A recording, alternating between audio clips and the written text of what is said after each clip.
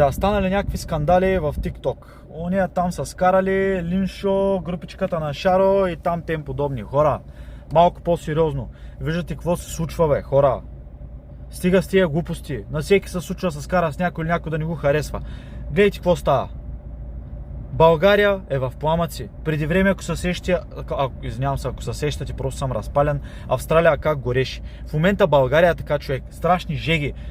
Човек, просто света в момента е бахти обърканото място. Нека не се занимаваме с тия глупости. Нека който може да помогне, който дори с парични средства, с това да отиде на място да помага на пожарникари, на полицаи, на бедстващите хора. Това е по-важното. Не е важното, че някой се е скарал с другия, че нещо се е изпарадял там в тях на дивана, развиваш. Човек, България гори. България гори от 5 години. Правителства се свалят, качват са някакви олигофрени, не управляват, субсидии няма, това имало в джобчето, ляв, десен джоб и така нататък. Дайте малко да се активизираме и по някакъв начин, нали, към всички инфлуенсъри, към всички тиктокъри, ютубъри и там тем подобни путки май не развиваше.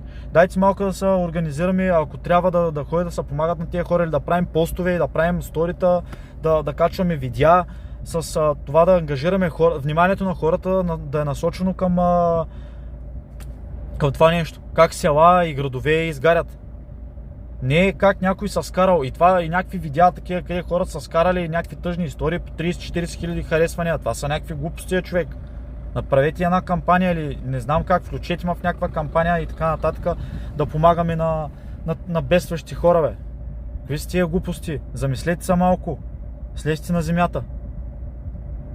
Всеки един от тая групичка, където се снимат малумните сериали, русалки, вампири, върколаци и някакви дъмбълдорски глупости, хари потърски магии, слезте на земята, направете няколко видеа. Не трябва само да ви пука за вашите канали.